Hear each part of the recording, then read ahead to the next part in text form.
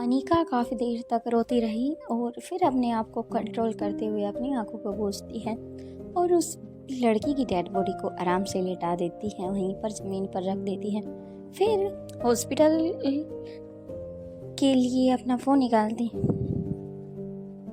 अनीका को काफ़ी देर हो चुकी थी रोते हुए, फिर वो काफ़ी सिसक सिसक कर रो रही थी।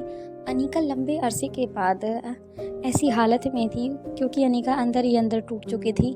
अनीका को कोई संभालने वाला भी उसके पास नहीं था। वो रोहित का नाम लेकर रो रही थी, ये बोलकर रो रही थी, काश रोहित तुम मेरे साथ होते, इस मेरी मुश्किल घड़ी में मेरे साथ खड़े होते।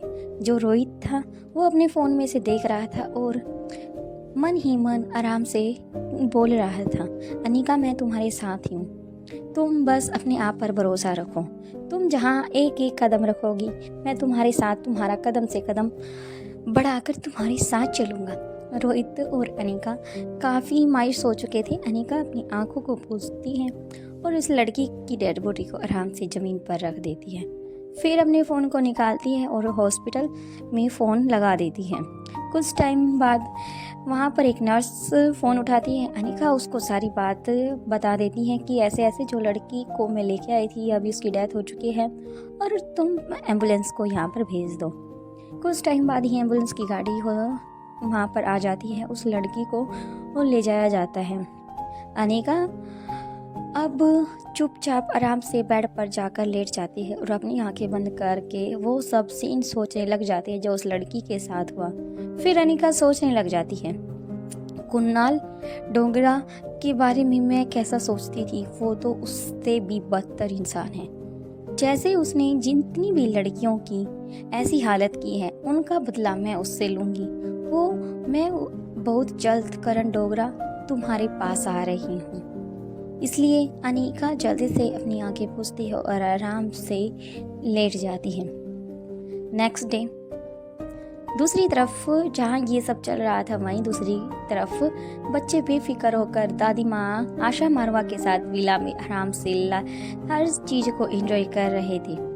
अलेक्जेंडर को अपनी पुरानी बातें याद आ जाती है, कैसे वो एनिमल्स के साथ रहता था और प्लांट्स के बारे में काफ़ी चीज़ें जानकारी इकट्ठा करता रहता था और अब वो आशा मारवा के साथ मिलकर उनके साथ उनकी गार्डनिंग में उनकी हेल्प कर रहा था और काफ़ी अच्छे से हर चीज़ को बारीक से समझ रहा था।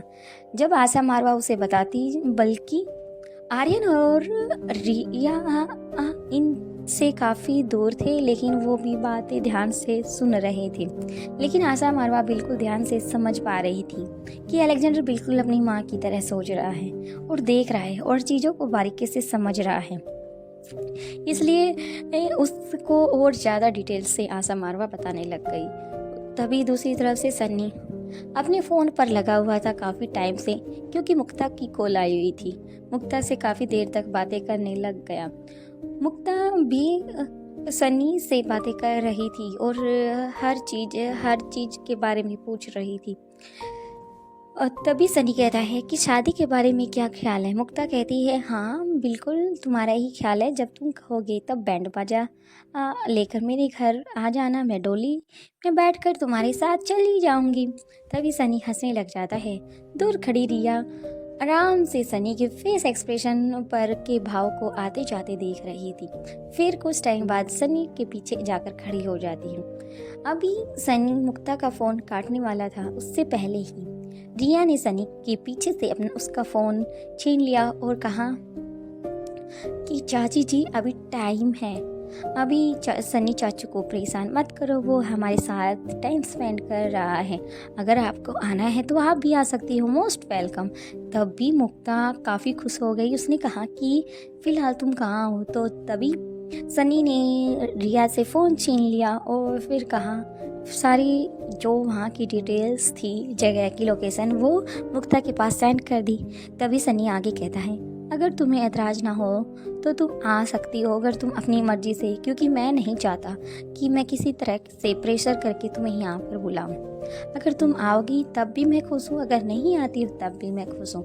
तभी मुक्ता भी फ़ोन कट कर देती है और जल्दी से अपनी पैकिंग में लग जाती है, क्योंकि मुक्ता को सनी के साथ टाइम स्पेंड करने का मौका मिल चुका था, क्योंकि सनी बहुत टाइम बाद घर से बाहर गया था, क्योंकि मुक्ता के फैमिली मेंबर्स नहीं चाहते थे कि मुक्ता मारवा हाउस जाकर रहे शादी से पहले, लेकिन अब तो सनी विला में था, इसलिए मुक्ता वहाँ पर जा सकती थी।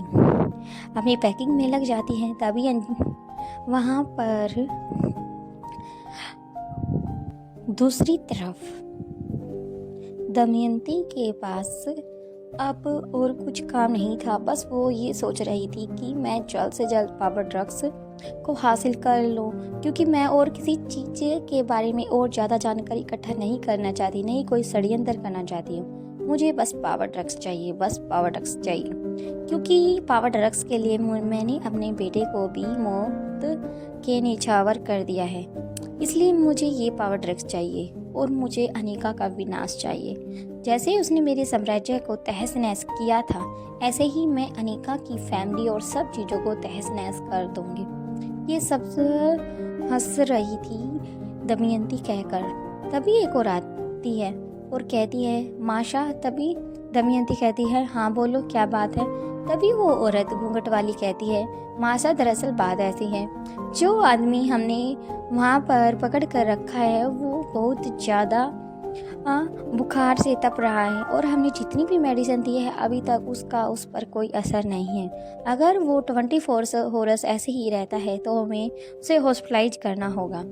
तभी दमयंती कहती है कि हम उसे हॉस्पिटलाइज नहीं कर सकते, उसे यहाँ रहकर ही उसका पूरा ट्रीटमेंट करना होगा। तभी जल्दी से दमयंती उस औरत के पीछे पीछे चली जाती है, उस बंद कमरे को खोलती है जहाँ पर अंधेरा का सन्नाटा फैला हुआ था। वहाँ पर जाने के बाद वो देखती है कि सच में उस आदमी की बॉडी पर हाथ लगाकर देखती है, अलग अलग बॉडी पार्ट्स पर हाथ लगाती है। वो इतने ज़्यादा गर्म थे कि एक बार तो दमयंती को ऐसा महसूस हो रहा था कि उसने जलती हुई भट्टी पर अपना हाथ रख दिया है। दोबारा जल्दी से अपना हाथ हटा दी है और दमयंती समझ चुकी थी कि जो ये औरत कह रही है बिल्कुल सही कह रही है, लेकिन मैं ऐसा भी नहीं कर सकती और इसे मरने भी नहीं दे सकती, क्योंकि ये हमारा एक लास्ट प्यादा है, जिसे पूरी की पूरी हारी हुई बाजी भी हमारे कंट्रोल में आ सकती है, हमारी तरफ आ सकती है। जीतने के लिए हमें इस प्यादे का जिंदा रहना जरूरी है। इसलिए दमयंती वहाँ से बंद कमरे से बाहर आ जाती है और किसी के पास फ़ोन लगाती है। जल्दी से फ़ोन दूसरी तरफ से आवाज़ आती है हाँ मासा बोलो।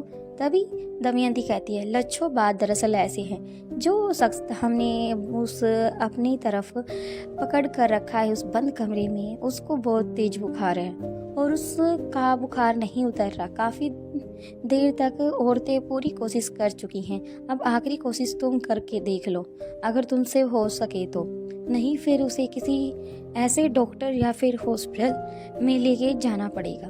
तभी लच्छो कहती है मासा, हम उसे नहीं लेके जा सकते, भले ही वो मर क्यों ना जाए। तभी दमयंती कहती है ऐसी अशुभ बात मत करो, क्योंकि ये हमारी जीत का जरिया है। तभी लच्छो कहती है ठीक है मासा, मैं ऐसा करती हूँ, अपने साथ किसी डॉक्टर को लेके आती हूँ जो स्पेशलिस्ट होगा, उसके बाद हम उसके साथ जो करेंगे वो करेंगे। तभी दमयंती समझ चुकी थी कि लच्छो को ये काम सौंप दिया है, अब वो 100% इस काम को सक्सेसफुल करके मानेगी। तभी लच्छो जल्दी से एक हॉस्पिटल में जाती है और बिल्कुल ऐसा ड्रामा रचती है जैसे कि उसे बहुत तेज बुखार है। तभी जल्द से जल्द वो स्पेशल डॉक्टर को बुलाने के लिए बोलती है कि मुझे बहुत तेज बुखार है, लेकिन मेरी बॉडी में शो नहीं हो रहा, लेकिन मुझे अंदर से बिल्कुल दर्द, पेनफुल सब कुछ हो रहा है, मैं आप सबको बता नहीं सकती कि मुझे कितना दर्द है। तभी वो डॉक्टर कहता है कि ठीक है, अभी थर्मामीटर को निकालता है और उसकी चुबानी पर के नीचे लगा देता है। वहाँ पर जो चाय रखी थी डॉक्टर की, लच्छो उसको उसमें डीप कर देती है, उसका पारा बिल्कुल 100 आ जाता है, यानी कि इतना ज़्यादा तापमान देखकर खुद डॉक्टर भी हैरान हो जाता है कि आज से पहले मैंने इतना ज़्यादा टेम्परेचर किसी बॉडी में नहीं देखा है। तभी वो डॉक्टर किसी और दूसरे डॉक्टर के पास फ़ोन मिलाता है और उससे सारी बातें पूछता है और जानकारी इकट्ठा अच्छे से करने के बाद उसके लिए दवाई का एक पैकेज बनाता है। उसके बाद वो लच्छो कहती है कि सर, मेरी फैमिली में एक और मेरा भाई है, उसकी कंडीशन इतनी अच्छी नहीं है कि वो यहाँ तक आ सके, इसलिए आपको ही मेरे साथ चलना होगा। तभी डॉक्टर हाँ में सिर हिला देता है और तभी लच्छो कुछ पैसे यानी कि जो डॉक्टर की फीस से उसे 4 गुना पैसे उसको निकाल के दे देती है। इसलिए डॉक्टर हंसते हंसते बिना किसी एक्सक्यूजेस के साथ उसके साथ चलने के लिए रेडी हो जाता है। तभी लच्छो को कहता है कि रुको, मुझे अपना बैग रेडी करने दो, उसके बाद मैं तुम्हारे साथ चलूँगा। लच्छो जल्दी से एक गाड़ी मंगाती है। डॉक्टर के साथ वो सड़क पर वो गाड़ी उतर जाती है। कुछ दूर चलने के बाद ये लच्छो उससे एक हैंकी से जो बेहोश होने की दवाई है वो सुंघा देती है। डॉक्टर को बेहोश करने के बाद लच्छो उसको अब माशा के पास ले जाने के लिए तैयार थी और 4 से 5 घंटे के बाद उसकी गाड़ी उनके ठिकाने पर पहुंच चुकी थी। बाकी का नेक्स्ट एपिसोड में। प्लीज़ वीडियो पसंद आई तो लाइक शेयर सब्सक्राइब कमेंट कर जरूर जाना। Thank you friends. Thank you.